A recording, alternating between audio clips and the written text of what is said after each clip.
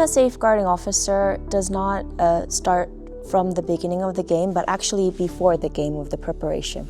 We make sure that the local organizing committee and the ISF have aligned the safeguarding policies together and make sure that we have a strong collaboration. When I arrived, I aligned with the local organizing committee on the local authorities of the police officers, the firefighters, and the medical team. And then during the games, my main job would be to help the athletes and the whole participants be safe from physical and psychological, any forms of harassment or abuse. I tried to engage with a lot of athletes, coaches, head of delegations, so that they feel friendly and then they're more open to come and talk to me. And I would say the qualification for you is the passion for safeguarding and the compassionate personality that you're able to connect with the athletes, with the delegations. Safeguarding sometimes could be very heavy, sometimes scary. I try to approach safeguarding to more friendly to athletes.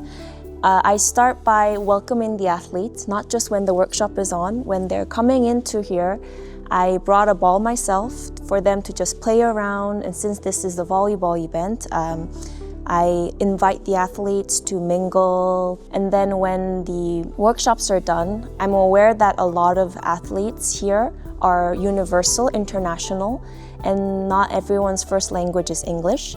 I try to have many images, visuals, and simple keywords, and sometimes I translate these keywords into different languages so that they're able to grasp the important topic of safeguarding. I engage a lot of games, and to having in mind that the concentration span might not be too long, and given the short time, what is the essentials that we can deliver to the athletes who are attending. I chose that to be recognizing different forms of harassment and abuse. Recognizing different forms of harassment and abuse is the starting of everything.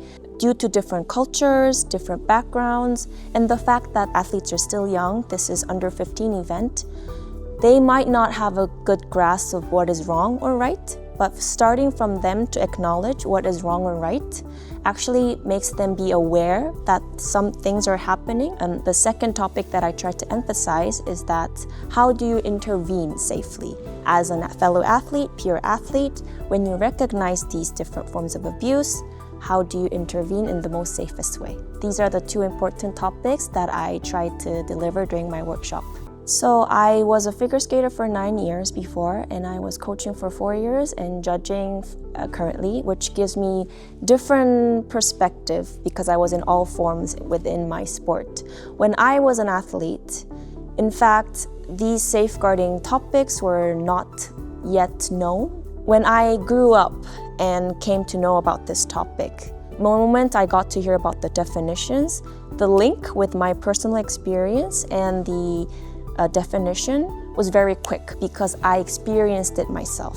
But I was surprised that if I knew this earlier when I was an athlete, my whole perspective would have changed. But since it was not available at that time, you only realize long after, and this is actually the case for a lot of athletes, that they do not realize that they're being abused. And just knowing and getting this kind of education is really helpful to switch your mindset and how you see things, and you stop self-blaming. Before, I was a victim of constantly questioning myself because normally people think, oh, I'm the one who's wrong. Maybe I did it wrong. And just telling the athletes that this is not your fault and this is something that is a problem is already helping the athletes to see the world in a different way. As you know, sport has a lot of benefits and positive influence. As an athlete, it is your right to fully enjoy the benefits of sport, and whenever you feel comfortable and not sure, you are encouraged to speak up, and when you speak up, your voice will be heard.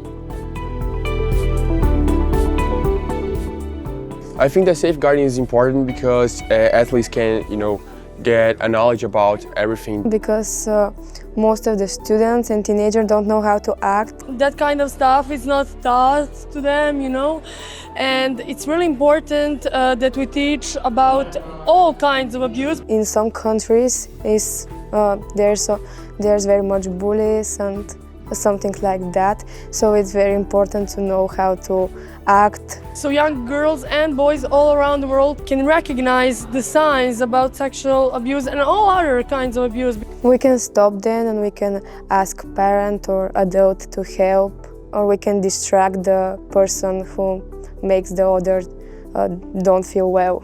I will remember when they told us how to stop the blamings and all those things like jokes. I think it's the most important part of the workshop.